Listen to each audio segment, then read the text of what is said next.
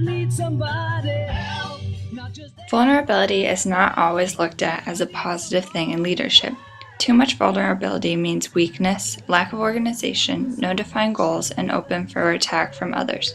Leaders are supposed to be strong at all times and show no weakness to followers. What if vulnerability were something that could help leaders move forward toward change? Merriam-Webster defines vulnerability as someone who is capable of being physically or emotionally wounded. This definition places vulnerability in a bad light. It promotes weakness and the chance to be hurt. Other than the dictionary definition, what does vulnerability mean to real people in real life? Does it mean weakness or strength? No one can physically see vulnerability. It is just there. Gravity is the same way. We know there is gravity because we see the leaves fall to the ground in the fall. Even though we cannot successfully measure vulnerability in inches and feet, we know it exists. It is a feeling when we open ourselves up to something new and intimidating.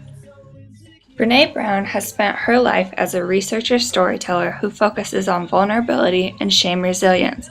Brené has spent countless hours interviewing and analyzing real people who deal with vulnerability issues every day. Brené has compiled her research into numerous books like Daring Greatly and a TED Talk that has millions of views. Her research has influenced the masses. As a result, the world now sees vulnerability in a completely different light. Brené focuses on the positive and learning that can result from vulnerability in teams and the workplace. She works to shine a positive light on a sometimes very tough topic. Humans resist vulnerability because we do not want to feel disconnected from our family, friends, and coworkers. The world is a scary, dark place, which causes humans to fear admitting they are not perfect. No one wants to stand up when things are going wrong because they fear losing the connections around them. The feeling of rejection and unworthiness is shame. Shame is the intensely painful feeling or experience of believing that we are flawed and therefore unworthy of love and belonging. Shame happens to everyone at some point in his or her life. Most people who experience the feeling of shame see it as they are bad, not that they did badly. Shame is a feeling experienced by all when we feel unworthy of love and belonging. To overcome the feeling of shame, humans practice shame resilience. Resilience means overcoming the feeling of not deserving love and instead realizing that everyone makes mistakes.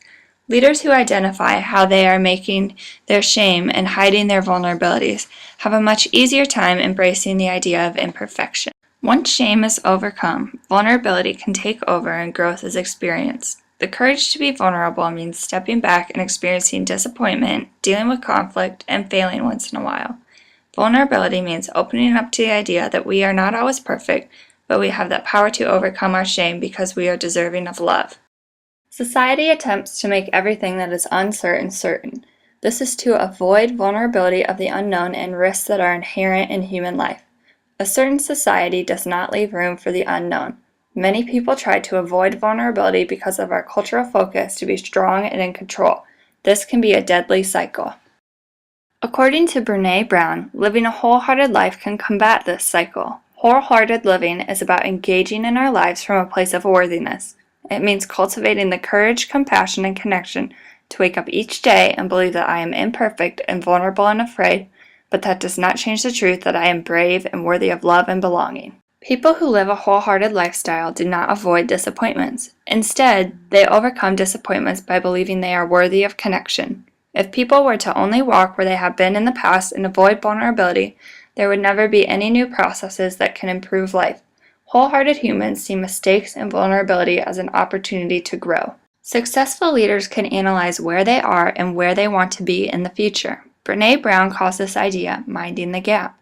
Minding the gap requires that people embrace their vulnerability and commit to aligning their values with action.